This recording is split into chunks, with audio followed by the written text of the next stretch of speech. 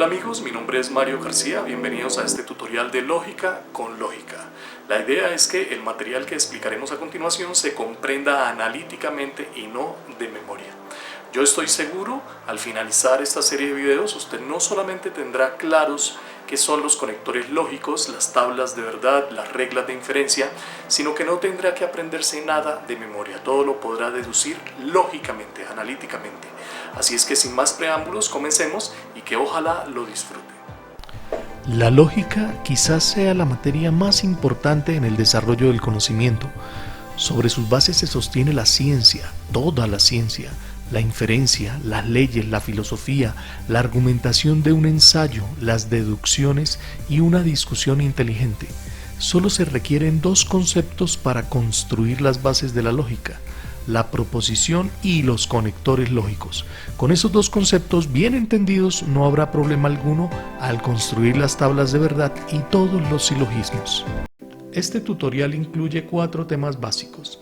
Primero tenemos que tener claro qué es una proposición simple y qué es una proposición compuesta. Eso es fundamental. Segundo, es necesario saber qué es un conector lógico, cómo funciona y qué papel cumple al conectar dos proposiciones. Tercero, y a partir del funcionamiento de los conectores lógicos, podremos deducir las tablas de verdad. No es necesario aprenderlas de memoria. Cuarto, y también como una deducción de lo anterior, sobre todo a partir de la comprensión del funcionamiento del conector lógico, podremos igualmente deducir el funcionamiento de todos los silogismos. Este es el marco general de este tutorial. Bueno, entonces una proposición es un enunciado, una sentencia a la que se le puede conferir un valor de verdad. Es una afirmación de la cual se puede decir que es cierta o que es falsa. Una proposición no es una pregunta. ¿Cuántos años tiene Adriana? Eso es una pregunta y admite una respuesta. Tiene 28, 24, 30, 50, los que sea, pero no una valoración de verdad. Mientras que si yo digo Adriana tiene 28 años, eso sí admite una valoración de verdad. Alguien podría decir sí, en efecto Adriana tiene 28 años, o otra persona podría decir no, Adriana tiene 34. Una proposición tampoco es una orden, tampoco es una frase imperativa. Súbase al carro, llegue temprano al colegio.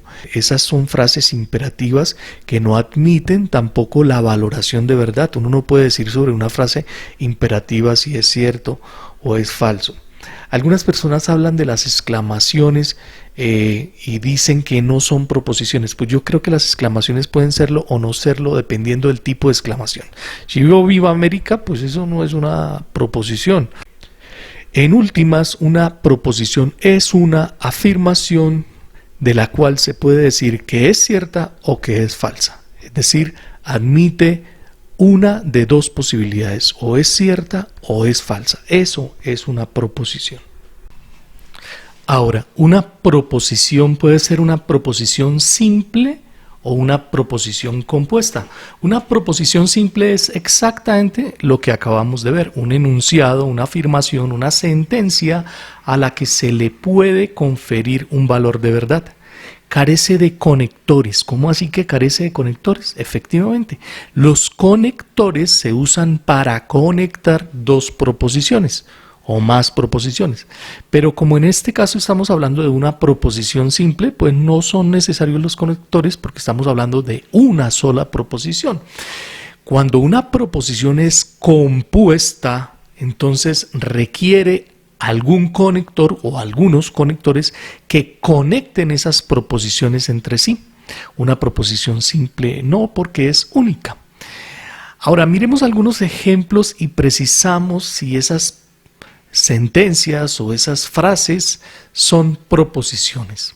Primero, el hombre más fuerte del mundo. ¿El hombre más fuerte del mundo qué?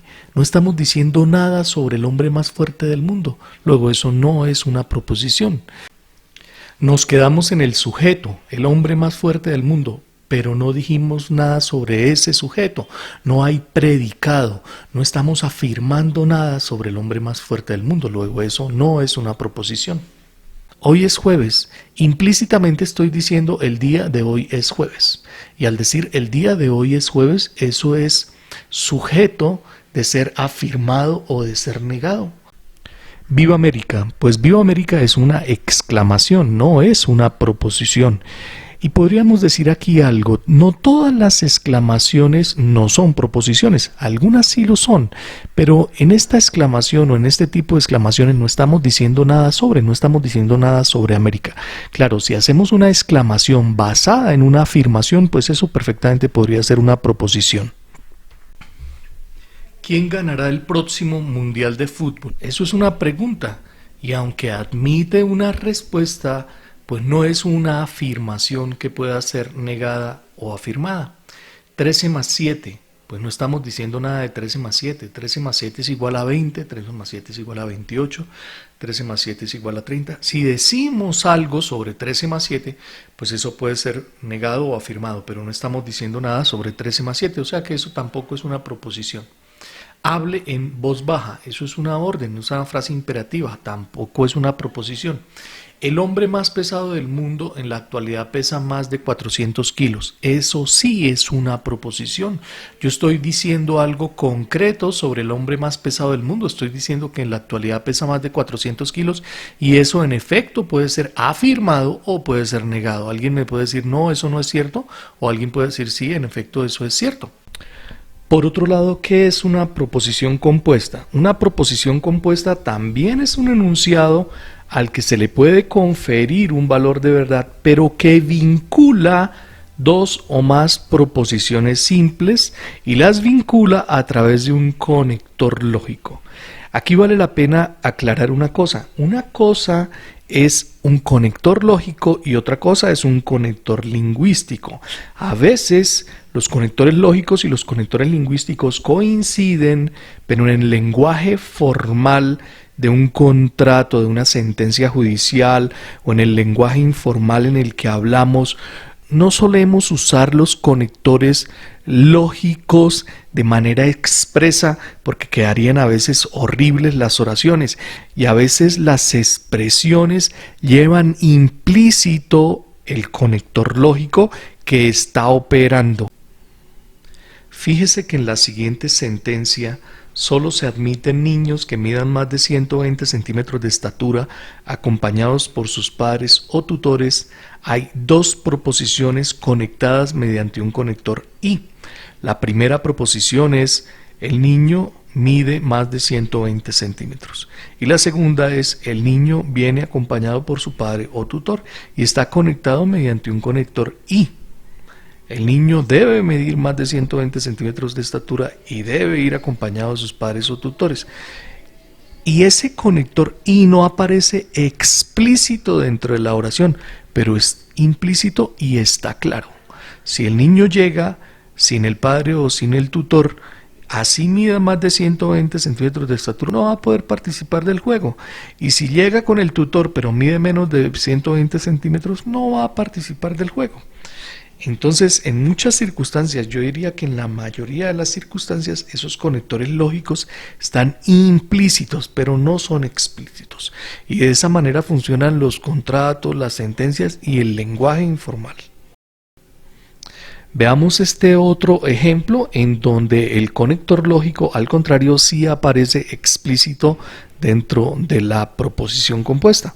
Obtendrán un descuento del 70% los adultos mayores de 60 años o los discapacitados. Ahí hay dos proposiciones. El adulto es mayor de 60 años y la otra proposición, el adulto es discapacitado. Y ambas proposiciones están conectadas mediante un conector o. Cuando un adulto se presenta a obtener el descuento, entonces se verifica una de las dos cosas, o el adulto es mayor de 60 años o el adulto es discapacitado. Y está explícito el conector lógico que vincula las dos proposiciones dentro de esa proposición compuesta mayor. ¿Qué función cumplen los conectores lógicos? Los conectores lógicos suponen, obligan, generan una relación forzosa entre las dos proposiciones. Es decir, hacen que entre las dos proposiciones exista cierto tipo de relación. Por ejemplo, cuando el conector es el conector I, P y Q, como en este caso que estamos viendo, ese conector I obliga a que P y Q se den simultáneamente, es decir, exista una intersección entre P y Q, implica una simultaneidad entre las dos proposiciones, se deben dar simultáneamente. Es decir, cuando yo digo que P y Q es cierto, es porque estoy diciendo que P es cierto y que Q es cierto. O sea que se están dando las dos proposiciones simultáneamente. No tiene lógica que yo diga que P y Q es cierto, pero que sea P y Q no, o que sea Q y P no. No, si P y Q es cierto, es porque P es cierto y Q es cierto. Como en el ejemplo que vimos del niño que pretendía entrar al juego y se le exigían más de 120 centímetros de estatura e ir acompañado por su padre o tutor. Deben cumplirse las dos cosas para que el niño pueda acceder al juego. Si el niño mide más de 120 centímetros pero no va con el padre o tutor, no puede acceder al juego. Si el niño va acompañado del padre o tutor, pero mide menos de 120 centímetros de estatura, no va a poder acceder al juego. O sea que si es cierto que se exigen las dos cosas, los niños que están en el juego deben medir más de 120 centímetros de estatura y deben estar acompañados de sus padres o tutores. ¿Ve? ¿Qué obligación genera el conector lógico O? El conector lógico O obliga una unión entre las dos proposiciones, y esa unión en teoría de conjuntos lo que significa es que se puede dar P, se puede dar Q o se pueden dar las dos simultáneamente. El ejemplo típico es el ejemplo que pusimos hace un rato, el del descuento del 70% para los adultos mayores de 60 años o los discapacitados, es decir, el adulto obtendría el descuento si es mayor de 60 años, si es discapacitado o si se dan las dos cosas. Si el adulto es mayor de 60 años, obtiene el descuento. Si es discapacitado, así no sea mayor de 60 años, obtiene el descuento. Si es mayor de 60 años y no es discapacitado, obtiene el descuento. Y si tiene las dos condiciones, obtiene el descuento. O sea, se puede dar al menos una de las dos cosas. O sea, si P o Q es cierto, es porque es cierto P o es cierto Q o son ciertas las dos. Entonces, la obligación aquí es la unión entre las dos proposiciones. En el ejemplo del conector lógico y la obligación era la intersección entre las dos proposiciones. Siguiente conector, el conector entonces. ¿Qué obliga el conector entonces? ¿Qué genera el conector entonces? Cuando yo digo P entonces Q, lo que estoy diciendo es que P es subconjunto de Q. Si eso es cierto, si P entonces Q, es porque P es subconjunto de Q. Y seguramente usted no lo vea tan claro si dice cosas como si me pongo la camisa amarilla entonces voy a cine. Pero hablemos de dos ejemplos típicos lógico-matemáticos. Los números terminados en 2 son pares. Fíjese que los números terminados en 2 son un subconjunto de los números pares. No son los únicos. Números pares también terminan en 4, 6, 8 o 0. Pero los números terminados en 2 son pares. Pero yo no me puedo devolver. Yo no puedo decir que los números pares entonces terminan en 2. La conexión entonces implica una direccionalidad. Porque si P es subconjunto de Q, Q no es subconjunto de P. ¿Ve? A menos que hubiera una cosa que se llama mutua continencia, pero no nos confundamos con eso, ¿cierto? Si existe una mutua continencia es que los dos conjuntos son iguales. Aquí, si el conector es el conector, entonces P es subconjunto absoluto de Q, ¿cierto? Y si P es subconjunto absoluto de Q, yo puedo decir que P entonces Q, pero no puedo decir que Q entonces P. Entonces yo puedo decir que los números terminados en 2 son números pares, pero no puedo volverme, no puedo decir que los números pares entonces terminan en 2. Y finalmente en la relación sí y solo sí, lo que tenemos es que para cada elemento de P se corresponde uno y solo un elemento de Q. Y de la misma manera, para cada elemento de Q se corresponde uno y solo un elemento de P. No estamos diciendo aquí que los conjuntos P y Q sean iguales. No, lo que estamos diciendo es que existe una relación uno a uno entre los elementos del conjunto P y los elementos del conjunto Q.